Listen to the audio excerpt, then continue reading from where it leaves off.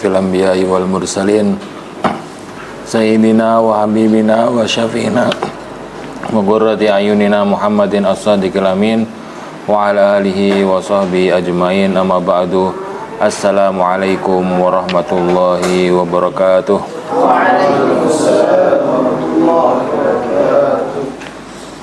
Allahumma fir lana wa liwalidayna wa limasyaihina ajmain. Allahumma faqihna fid din wa alimna at-tawil. Rabbi israh li sadri wa yassir li amri wa hlul 'uqdatam min lisani yafqahu qawli. Alhamdulillah, di malam hari ini kita bisa berjumpa kembali. Ya, yang sudah kenal-kenal, yang belum-belum. Nama saya Choirul Rozikin Manapsir, atau biasa teman-teman manggilnya Coy. Ya, karena dulu waktu di pondok semua yang namanya Khairul itu dipanggil Coy ya. Mau itu Khairul Anwar, mau itu Khairuddin, mau itu Khairul Bashar, semuanya jadi Coy ya. Tapi emang nama saya Latinnya itu CH gitu, nggak KH. Jadi saya lebih berhak untuk dipanggil Coy daripada yang lainnya. Di malam hari ini Ustadz Rifki nyuruh Ana untuk taklim. Tapi Ana juga nggak tahu mau taklim apa. Jadi ya mungkin kita ngobrol sebentar ya, masalah waktu bagi thalibul ilm. Jadi kita itu memiliki yang namanya umur ya. Umur itu adalah waktu yang kita miliki. Jadi umur itu sebagian dari waktu. Jadi ada waktu yang kita miliki, ada yang waktu yang enggak kita miliki. Waktu yang kita miliki ini disebut sebagai umur. Makanya salah satu unsur kehidupan atau salah satu nikmat yang harus kita syukuri adalah nikmat umur kita. Dan umur ini adalah salah satu modal terbesar thalibul ilm, yang dimana nggak boleh sama sekali seseorang yang dia itu konsen di bidang ilmu agama untuk menyia-nyiakan umurnya di hal yang nggak produktif. Nah, keproduktivitasan kita itu berbeda-beda setiap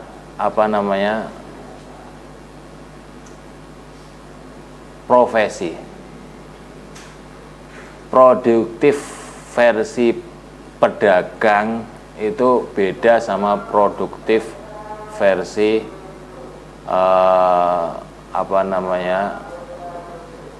pegawai, beda. Produktif versi thalibul ilm sama produktif versi bisnismen itu beda. Nah, yang perlu kita garis bawahi di malam hari ini ya produktif versi thalibul ilm. Ya, karena kita di sini untuk belajar ilmu agama ya, khususnya Al-Quran. Maka nggak mau ya kita termasuk dari golongan orang yang menuntut ilmu agama. Maka kita harus lihat bagaimana kita itu produktif versi ulama. Banyak dari ulama kita itu menganggap hal-hal yang kita anggap itu penting itu sebenarnya hal-hal yang membuang umur kita. Contohnya kayak makan, minum, tidur, ngobrol, itu jalan kaki, itu menurut ulama adalah hal yang nggak produktif. Maka kalau kalian melihat sirahnya ulama, kalian baca sirah ulama, banyak dari mereka itu baca kitab sambil jalan. Jadi ke masjid gitu kan lumayan jalan kaki itu kan. Itu udah selesai satu halaman. Itu produktif versi Thalibul Ilm gitu. Kok kita jalan gitu aja nggak menambah satu ilmu, nggak menyalurkan satu ilmu, itu namanya buang umur. Ya walaupun versi ahli ibadah jalan kaki ke masjid itu kan mengangkat derajat kita, menghapus dosa ya kan setiap langkahnya. Itu versi ahli ibadah. Versi ahli ilmu nggak gitu. Itu termasuk hal yang nggak produktif. Ada satu kitab itu yang sekarang masih anak kaji ya sama teman-teman secara online di Telegram. Itu namanya kitab Qimatuz Zaman Indal Ulama, karangan Syekh Abdul Fattah Abu Ghuddah. Beliau adalah guru dari masyaikh kami. Itu kitabnya sangat bagus banget.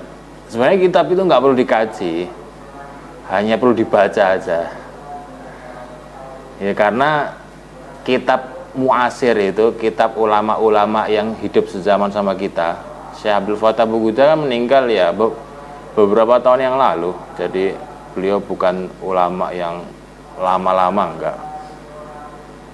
Ulama-ulama yang muasir itu kitabnya hanya perlu dibaca aja, ditadaburi aja. Enggak perlu sampai dipikirkan, didalami, dikaji, itu enggak perlu. Nah, salah satu kitab yang perlu kalian baca itu kitab Qimatuz Zaman Inda Al Ulama. Kalian harus punya itu sebagai patokan berkaca. Sebenarnya kita itu sudah masuk kategori ulama atau belum sih?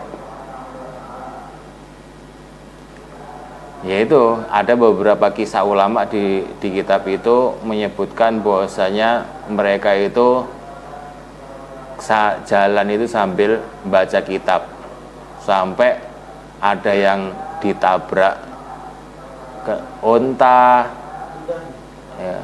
ya nabrak kuda, terus ada yang masuk ke lubang gitu sambil baca kitab. Dan itu wajar bagi mereka ya. Wajar bagi mereka. Terus ada satu ungkapan dari salah satu ulama itu ketika ditanya, kenapa kok kamu sehari-hari itu makannya bubur, atau bukan bubur ya, istilahnya roti yang di sereal ya istilahnya. Kenapa kok setiap hari makannya sereal? Kenapa kok nggak makan roti aja? Roti kan enak ya, jadi ada teksturnya gitu. Kalau dimakan tuh enak. Beda sama kayak sereal itu kan tinggal diminum glek-glek itu aja. Kata dia, antara minum bubur ya sama makan roti itu 50 ayat Al-Quran. Artinya makan roti itu buang-buang waktu. Mending diminum bubur, kan esensinya sama. Maksudnya bubur ini kan ya roti yang dikasih air sehingga dia itu jadi mencair dan tinggal diminum aja, nggak usah dikunyah. Lah ngunyah roti itu kata dia itu sama kayak membaca 50 ayat Al-Quran. Jadi buang-buang waktu. Padahal itu makan itu bagi kita malah yaitu waktu kita ya kita sisihkan buat makan. Ya masa kita nggak ngasih waktu buat makan gitu kan. Makanya kalau kita baca contoh-contoh bagaimana ulama itu memaksimalkan waktunya untuk menuntut ilmu, itu masya Allah ya, kita itu kayak nggak ada apa-apanya itu, kayak nggak ada apa-apanya. Terus ada kisah ulama lainnya yang apa namanya, ya seperti yang paling terkenal lah, seperti Imam Syafi'i lah, ketika beliau itu punya wirid satu hari hatam Al-Quran, wiridnya Imam Syafi'i. Dan di bulan Ramadan itu ya wiridnya satu hari 2 kali hatam Quran satu hari, alias selama 30 hari Ramadan itu beliau udah hatam 60 kali. Itu kalau kalian pengen tahu Imam Syafi'i ya, imam kita yang fikihnya itu kita pelajari terus. Kalau kita itu membaca sirah mereka itu, kita nggak akan meremehkan pendapatnya Imam Syafi'i ya, nggak akan sama sekali ya. Pendapat imam mazhab itu walaupun senyeleneh apapun ya, itu keluar dari hasil mujahadah, hasil berpikir, hasil ibadah yang sangat maksimal. Lah kalau kita cuma modal qiyamul lail 2 rakaat, 3 rakaat, 4 rakaat gitu aja, cuma modal wirid Quran seminggu sekali hatam, udah ngeremehin ulama-ulama kita yang ibadahnya itu Masya Allah ya. Makanya cobalah kalian dilihat. Nah, PDF ada, PDF-nya ada ya, kalau kitab juga ada juga. Jadi banyak sekali sekarang itu wasilah itu udah mudah ya membaca kitab.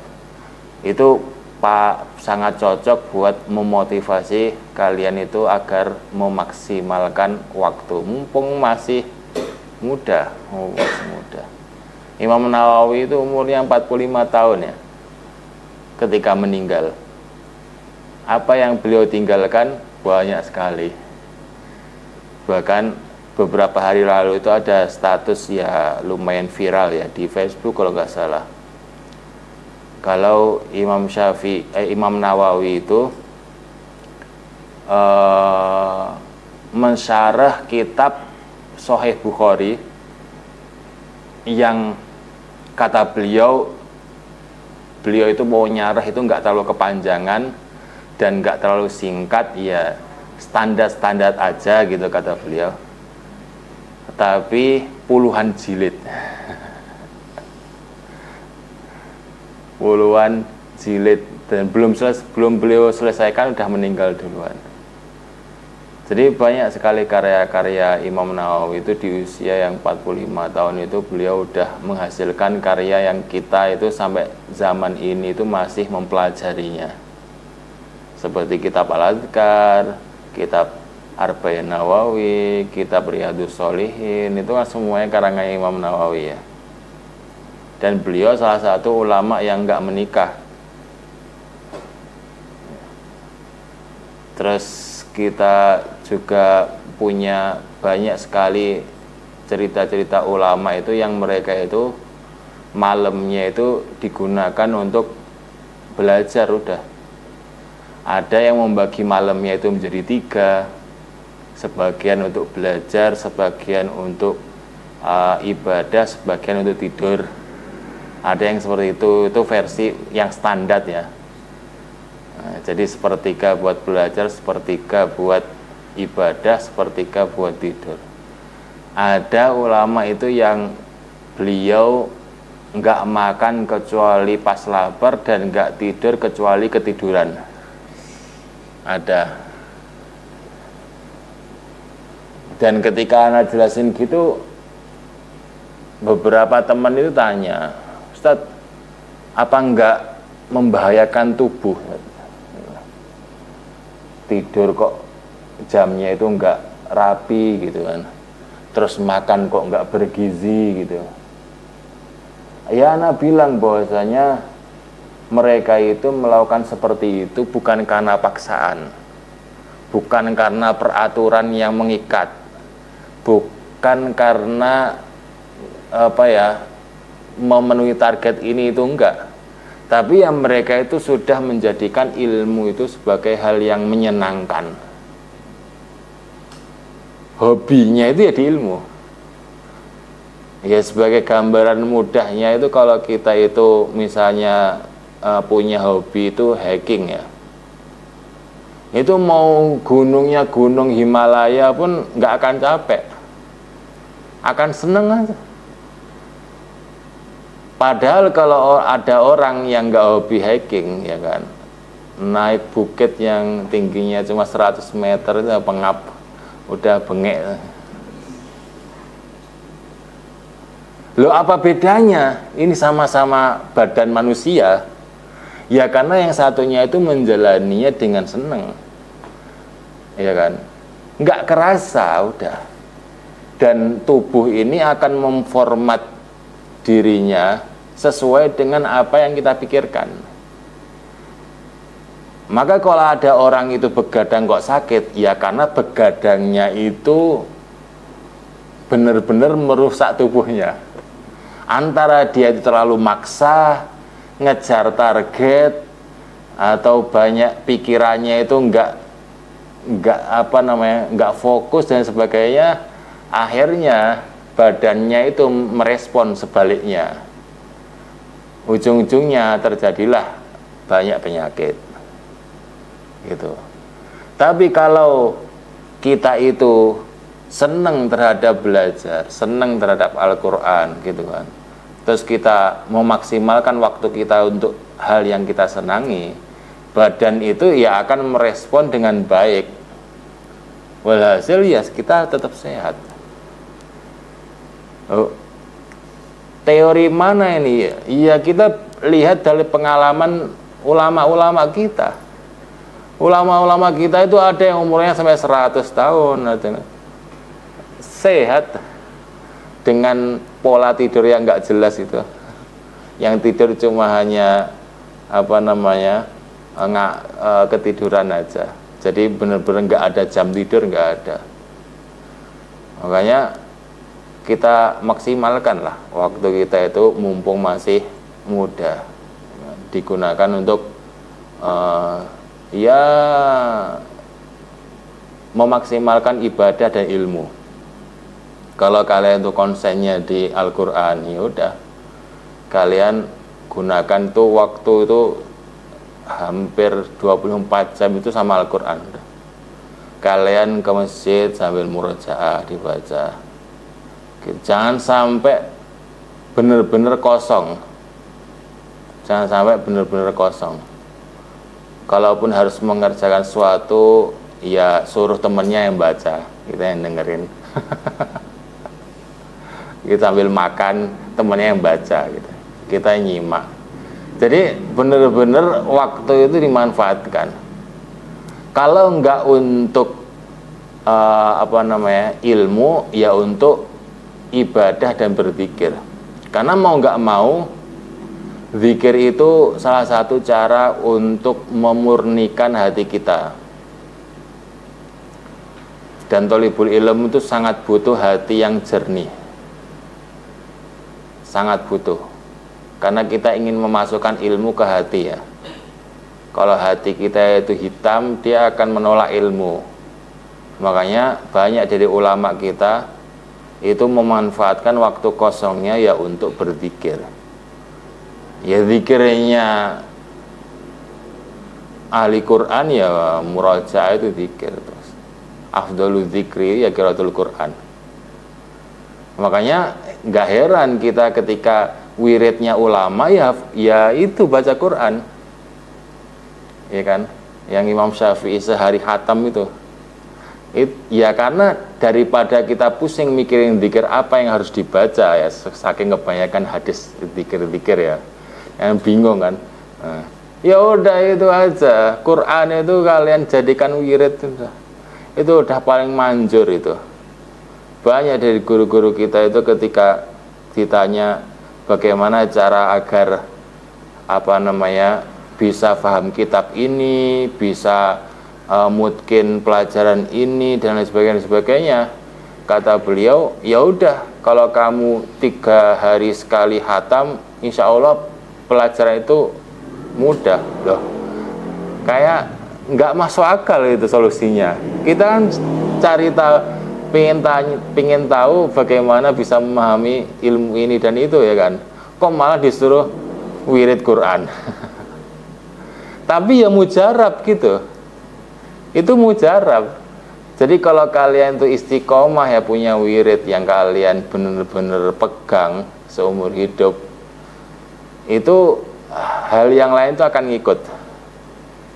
Apapun yang kalian inginkan, yang nggak sempat kalian doakan, kan itu dia hadis juga ya kan.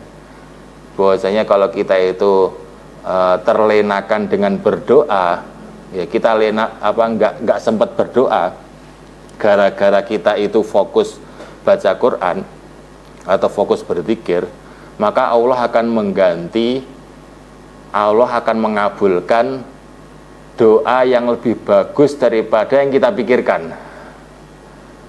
Itu konsep dasarnya di hadis itu. Maka kalau kita mensibukkan diri dengan wirid kita, wirid harian kita, misalnya kita punya wirid ya seminggu sekali khatam ya. Kalau kita waktu kita dihabiskan untuk itu, maka Allah akan mengabulkan permintaan yang jauh lebih bagus daripada kalau kita doa sendiri. Kita mungkin doanya ya Allah semoga bisa paham ini. Ternyata ketika kita lazimkan wirid Quran kita, bukan lagi paham tapi mungkin dah. Jadi gitu konsepnya itu gitu. Itu ada di hadis. Di hadis ada. Cuman kita jarang untuk mengembangkan hadis itu ke hal yang lebih luas ya. Padahal ulama itu sudah memberikan contoh lebih dahulu. Kita aja yang nggak mau ngamalin aja ya kan. Makanya itulah, jangan sampai kita itu beranggap kalau beribadah itu hal yang nggak produktif, jangan sampai. Jangan seperti orang yang nggak belajar agama, yang menganggap produktif itu sesuatu yang aktif, terus ini itu waktunya itu penuh, itu produktif. Misalnya kerja jam 7 sampai jam 8 itu kan ngantor, itu disebut produktif. Enggak, kita itu memproduksi pahala itu produktif. Walaupun kelihatannya menganggur, orang ini sholat terus kapan dia nyari duitnya ini? Orang pengangguran level dewa ya, kerjaan di masjid sholat sunnah tok. Justru itu produktif yang sebenarnya produktif. Makanya kita itu ketika melihat beberapa jadwalnya ulama itu ya, ada yang jadwal hariannya itu dari dari zuhur sampai asar itu full sholat sunnah setiap harinya ya, apalagi antara maghrib sama isya itu jelas. Jadi benar-benar isinya itu sholat sunnah tok gitu. Ada yang semalam itu sholat sampai 1000 rakaat, 1000 loh ya. Di saat beliau tua, beliau bilang gini, anak ketika tua gini udah nggak kuat lagi ibadah banyak-banyak, ya sekarang cuma bisa sholat 700 rakaat. Itu di usia beliau yang udah tua, di saat beliau bilang udah nggak kuat lagi. Itu sholatnya masih 700 rakaat semalam. Bayangin. Terus kita itu sholat berapa rakaat gitu. Makanya kita itu kadang fokus ulama itu, oh ulama itu berarti harus yang mikirin ilmu tok gitu. Tapi nggak lihat kalau ulama-ulama kita itu bukan cuma di sisi ilmunya aja, tapi di sisi ibadahnya juga kenceng gitu loh. Lalu mikir gimana bisa paham kitab ini, gimana bisa ini mutun ini sebagainya, tapi dia lupa berapa rakaat sholat sunnah yang udah dia kerjakan sehari, udah puasa sunnah berapa apa aja, udah sedekah apa aja, itu nggak dilihat tuh. Padahal kan ini dua sayap yang saling harus dikepakan bareng ini, sayap ilmu sama sayap amal ibadah gitu. Orang itu nggak mungkin jadi alim kalau dia itu cuma paham kitab tok, dia nggak jadi ulama. Ulama itu benar-benar harus dia itu beribadah, ahli ibadah juga harus. Ya kita tahu ini dari mana ya, kita lihatlah Imam Syafi'i modelnya kayak gitu ya. Dari segi ilmu Masya Allah nggak perlu dilakukan lagi. Dari segi ibadah Masya Allah wiridnya sehari hatam. Dan itu bukan cuma seminggu ya, ini seumur hidup. Kalian ngira mungkin kalau sehari hatam ya sehari 2 hari 3 kali oke, Ustaz. Enggak, ini seumur hidup nih. Namanya wirid itu harus dikerjakan rutin. Kalau nggak rutin namanya nggak wirid namanya. Itu cuma spontanitas saja. Dan semua orang bisa kalau spontanitas. Misalnya Bismillah malam ini sholat 1000 rakaat bisa, mungkin bisa. Tapi untuk menjadikan itu setiap hari itu belum tentu bisa. Ya kan? Ada ulama yang seperti itu, yang memperdulikan jumlah rakaat. Ada yang penting malam itu diisi dengan sholat malam, ada. Sampai tetangganya itu ngira bahwasanya itu tiang. Jadi ada cewek, ya kan? Ini ada di kitab Qimatul Zaman juga. Jadi ada cewek itu setiap malam, setiap tengah malam dia itu naik ke atap rumah. Nah, dia itu setiap malam itu melihat tiang di sesuatu seperti tiang ya di rumah sebelah, di atap rumah sebelah. Suatu saat tiangnya nggak ada, terus dia komplain ke ibunya, "Bu, kok tiang yang di rumah tetangga, di atap rumah tetangga nggak ada?" gitu. Kata ibunya, "Nah itu bukan tiang, itu adalah si alim ini yang satu malam itu sholatnya ya cuma 2 rakaat itu. Ya, dari habis isya itu sampai subuh itu sholatnya ya cuma 2 rakaat tuh. Jadi benar-benar berdirinya itu panjang banget, diisi dengan hataman Quran ya." Dan itu nggak cuma sekali, kalau sekali kan ketahuan loh, tiba-tiba besok nggak ada. Itu saking seringnya sampai dikira ya tiang rumahnya itu, padahal itu orang.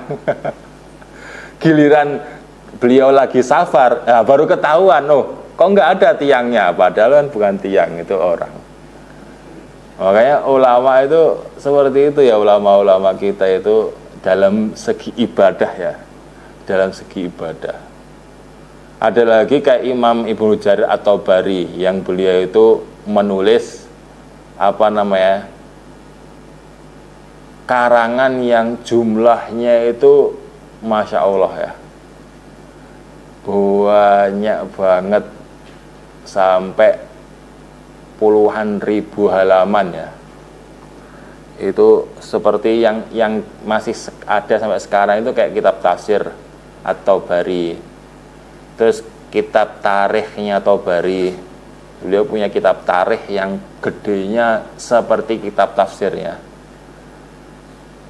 Itu padahal belum semua dari karangan beliau. Banyak karangan beliau itu yang hilang dan musnah, yang nggak sampai ke zaman kita.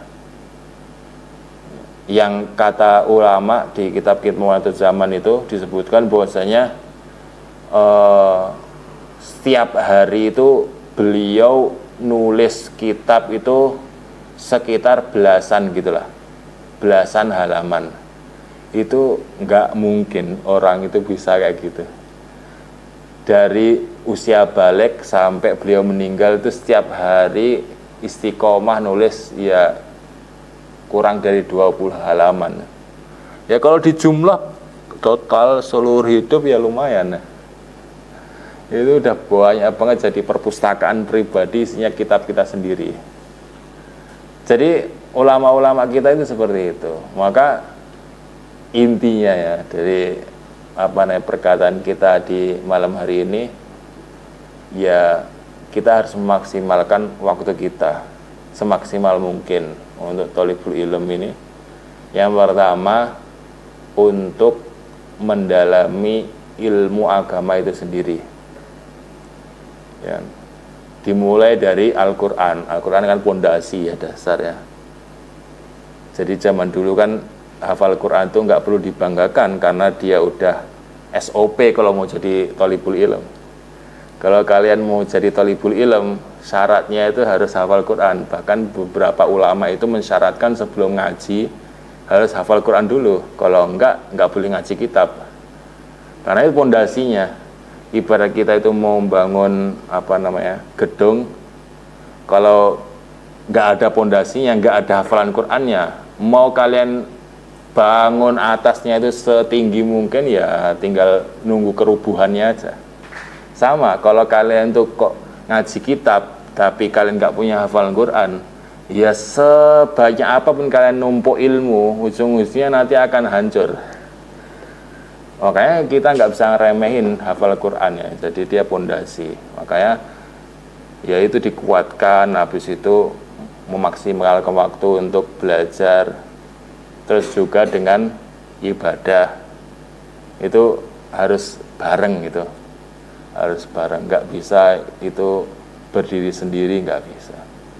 Maka kalau kita bisa memaksimalkan waktu itu dan menganggap hal yang nggak ada kaitannya sama ibadah dan ilmu itu sesuatu yang buang-buang umur, maka insya Allah kita bisa sedikit meneladani para ulama-ulama kita.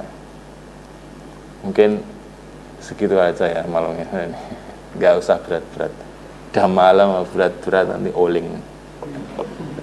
Sisanya silakan kalau mau bertanya. Fadhil.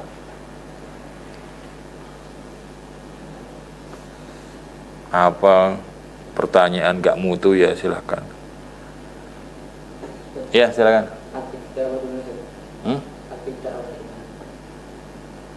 Ana online. Ada murid ana online. Banyak ya. Jadi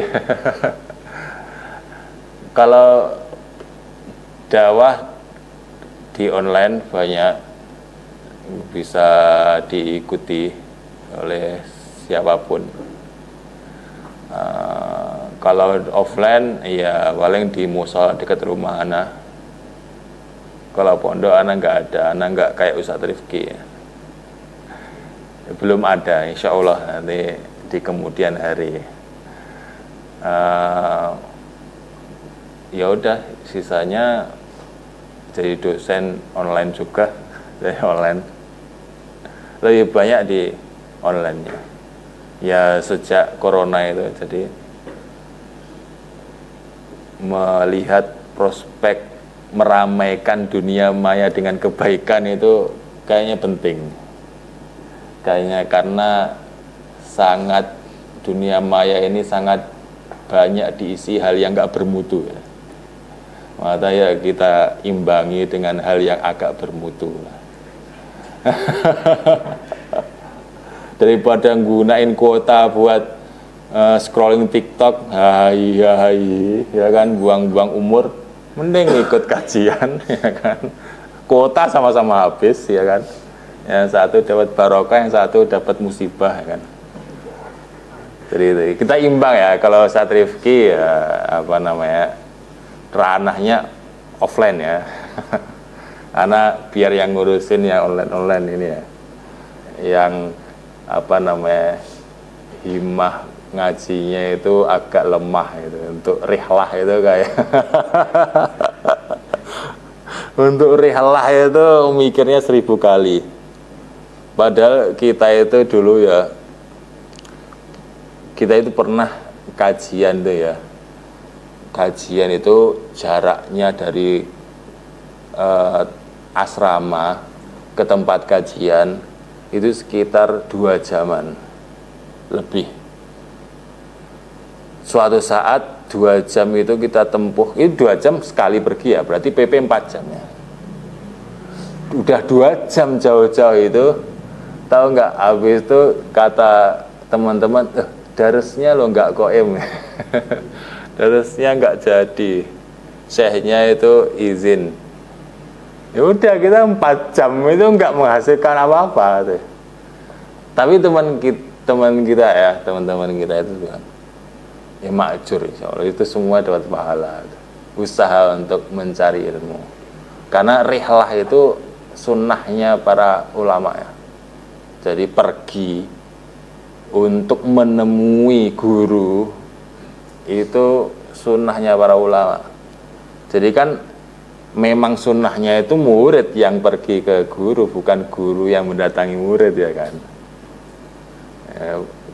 Barokahnya lebih tinggi kalau murid itu pergi untuk mendatangi guru.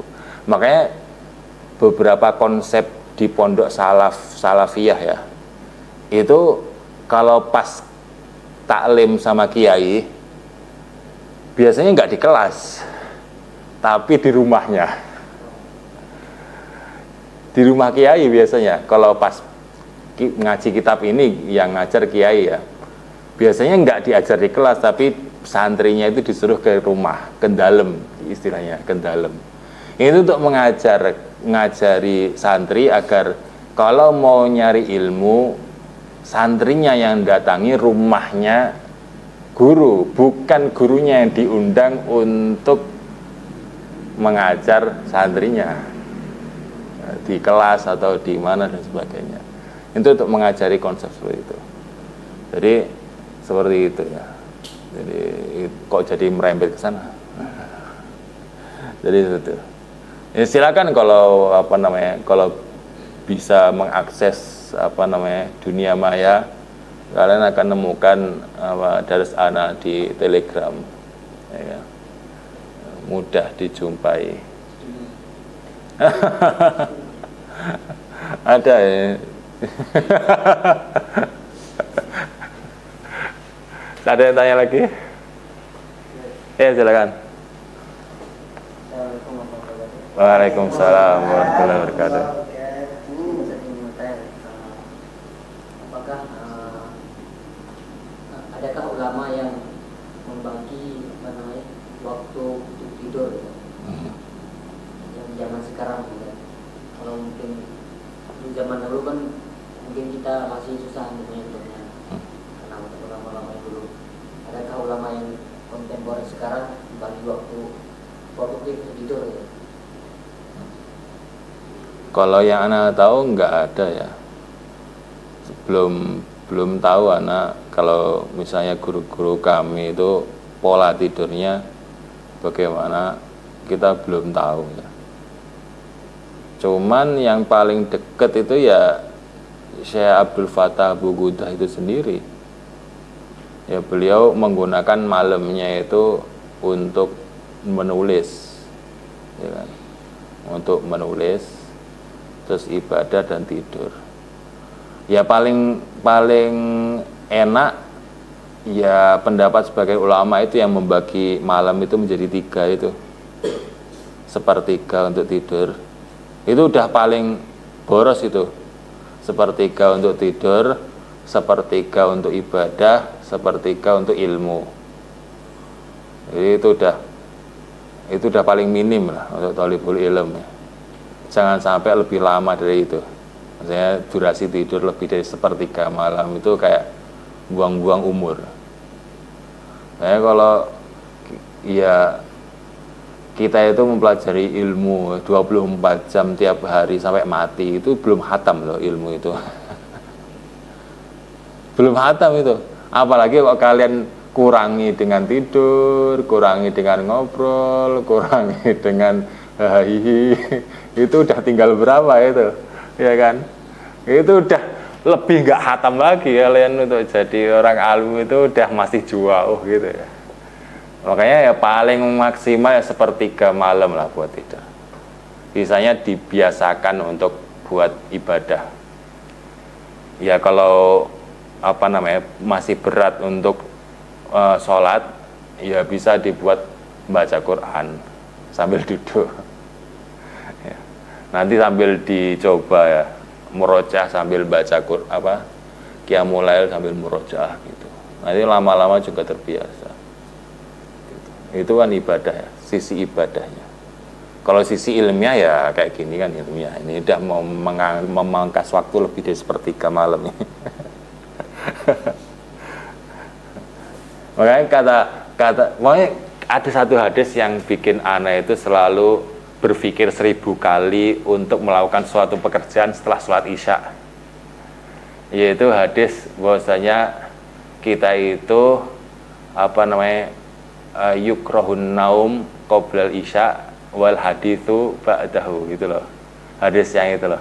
Bahwasanya makruh hukumnya tidur sebelum isya dan ngobrol setelah isya. Kata ulama, semua hal yang sifatnya itu mubah, ya kan, yang dia itu gini ya, antara dia itu ya nggak benar-benar mubah, itu nggak ada nilai pahalanya. Kalau dikerjakan setelah isya itu hukumnya makruh. Kok kalian setelah isya mengerjakan yang makruh, itu makruh jidan. Kok setelah isya kalian ngerjainnya haram, haramnya haram jidan. Itu yang hadis yang paling bikin anak itu mikir 1000 kali untuk melakukan sesuatu setelah isya. Anak harus pertimbangkan setelah isya ini benar-benar bernilai, minimal dia itu bernilai sunnah. Contohnya ya diskusi, ngobrolin masalah ilmu. Jangan sampai ngobrolin dunia habis isya. Biarlah ngobrol dunia itu udah dari habis subuh sampai maghrib, itu masa nggak cukup. Ngobrol hal-hal yang sifatnya mubah ya, bener-bener nggak bernilai pahala sedikit pun. Itu salah satu hadis yang lumayan memberikan dampak positif ya terhadap produktivitas kita setelah isya. Kenapa?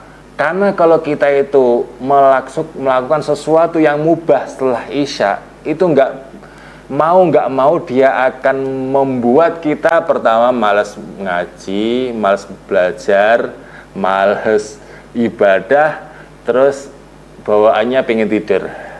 Itu merembet kemana-mana ya. Setan itu pinter ya, jangan dikira makruh aja, Ustaz. Makruh kan nggak dapat dosa. Setan itu kan khutuwatus syayatin ya, khutuwatus syaitan ini. Jadi dari awal kalian dibawa ke hal-hal yang makruh-makruh dulu. Nanti lama-lama ke yang haram gitu. Setan itu nggak akan berhenti di makruh. Makanya jangan sampai menyepelekan hal-hal yang sifatnya makruh ya. Termasuk itu ya. Setelah isya pastikan yang kalian kerjakan itu produktif. Kalau nggak bernilai ibadah, dia itu nggak sunnah dan nggak wajib, yang mending tidur. Nanti biar segera bangun buat ibadah. Karena kalau gini ya, kalau kalian tidur di awal, kalian bangun tengah malam, itu nggak ada temen buat ngelakuin sesuatu yang mubah, nggak ada. Mau nggak mau kalau kalian itu bangunnya misalnya jam 12 jam 1, ya antara kalian itu ibadah atau misalnya baca kitab itu, atau nggak ada temennya untuk melakukan hal yang mubah gitu. Sehingga ya udah lebih baik tidur aja gitu, daripada membuang-buang waktu di awal malam itu di hal yang mubah. Apalagi kalau di luar ya, habis malam scrolling, tahu-tahu jam 12. Itu definisi buang-buang waktu masa kini ya. Enggak menghasilkan apa-apa. Apa yang kamu dapatkan dari scrolling TikTok, IG, dan YouTube selama jam-jam itu? Ya gitu aja, enggak ada apa-apa. Itu ya. Ada yang tanya lagi? Silakan. Nah, terkadang kan dalam masa menuntut ilmu ada sebagian dari para penuntut merasa malas dalam menuntut ilmu. Maka apa yang kita lakukan ketika rasa malas melanda kepada kami? Gitu tadi. Coba kalian baca-baca kitab atau biografi ulama-ulama kita sebelumnya. Kalau memang goal kita itu ulama, ya nggak mungkin thalibul ilm nggak ada goal untuk jadi ulama. Pasti goal kita ya, walaupun kita nggak tahu itu sampai kapan, itu ketemunya kapan ya jadi ulamanya itu, tapi kan kita menuju ke arah situ ya. Sehingga kita lihat biografi ulama itu, bagaimana mereka menjalani hidup, bagaimana mereka itu belajar, bagaimana mereka itu ibadah, itu sangat menampar ya. Itu cukup untuk menjadikan motivasi kita. Makanya kenapa kok Al-Quran itu banyak isinya cerita? Ya karena cerita itu cara paling mudah untuk menampar orang gitu. Bahwasanya sejarah itu akan berulang gitu. Jadi bukan berarti kitab hukum itu harus hukum tok, enggak. Harus ada kisahnya juga. Karena kita itu hukum itu kan apa namanya? Ilmu ya, ranah ilmu ya, ranah benar-benar keilmuan. Kita itu butuh sesuatu yang bagaimana manusia itu menerapkan di kehidupannya. Makanya lah muncul si Nabi Rasul ini. Nabi dan Rasul ini ada untuk mengimplementasikan ilmu yang ada di kitab suci itu. Kalau seandainya Allah itu nurunin kitab suci itu, kita ya mungkin cuma punya gambaran ilmunya aja, tapi ketika nerapinnya kan bingung. Karena itulah diturunkannya Nabi dan Rasul. Nah, karena Nabi dan Rasul ini orang terpilih ya kan, kemudian hanya orang-orang tertentu saja. Kemudian kan diteruskan sama para ulama untuk meneruskan bagaimana para Nabi dan Rasul itu hidup. Nah, kita itu agar tahu gimana nerapin Al-Quran itu, kita lihat biografinya ulama, bagaimana mereka hidup. Maka insya Allah cara untuk menanggulangi kemalasan dalam belajar itu membaca biografi para ulama yang diakui keilmuannya. Jangan lihat kayak anak, jangan, karena keilmuan anak kan nggak diakui sama ulama. Jangan lihat Ustadz Rifki, jangan lihat Ustadz yang zaman sekarang masih hidup, karena ketika kita itu masih hidup itu masih 50-50 ya. Kita belum tahu akhir hayat kita. Tapi ulama yang sudah meninggal, yang benar-benar akhir hayatnya itu husnul khotimah, ya udah itu fix itu beneran ulama itu. Maka lihatlah biografi mereka gitu. Kadang-kadang kita melihat guru-guru kita gitu-gitu aja, antum ngomong gini, antum nggak seperti realitas, nggak seperti kenyataan antum. Ya wajar kan, kita masih hidup, kita nggak tahu kita itu beneran ulama atau enggak. Makanya jangan nyontoh saya gitu loh, nyontoh yang udah beneran ulama. Makanya lihat biografi ulama itu. Makanya salah satu kata guru kami itu, jangan sampai kalian tuh nggak membaca kitab Syiar A'lamun Nubala itu yang berapa jilid itu, karena itu kan biografi semua ulama yang dikarang oleh Imam Zahabi. Tapi ya udah kita malas belajar, masa disuruh baca kitabnya tebal-tebal, lebih malas lagi dong Ustadz kita. Makanya nasarain itu kitab Qimatuz Zaman itu, dia cuma 200 halaman gitu, tapi dia merangkum kisah-kisah ulama yang to the point gitu, yang membuat kita tertampar di mana kita itu sering buang-buang waktu di hal yang nggak penting gitu. Itu cuma kecil ya, nggak ini. Lebih kecil lagi nih kitab ini Hifdzul Umur, ini karangannya Imam Ibnu Jauzi, ini lebih kecil lagi.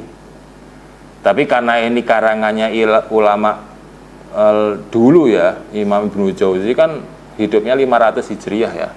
Jadi ya bahasanya agak tinggi dikit lah ya. Butuh memahami mufrodatnya.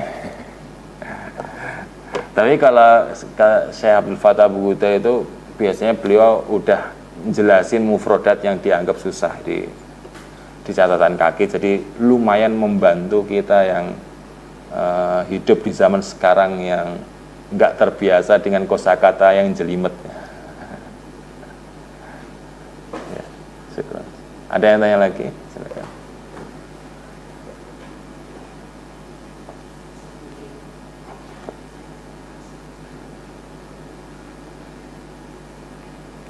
Enggak ada, kita tutup majelis kita.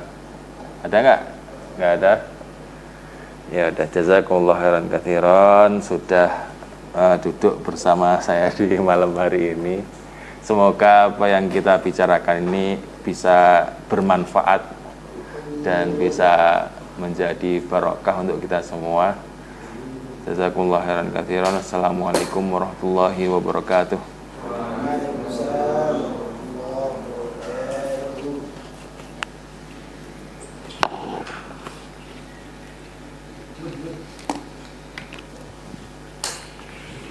Ini ada isinya.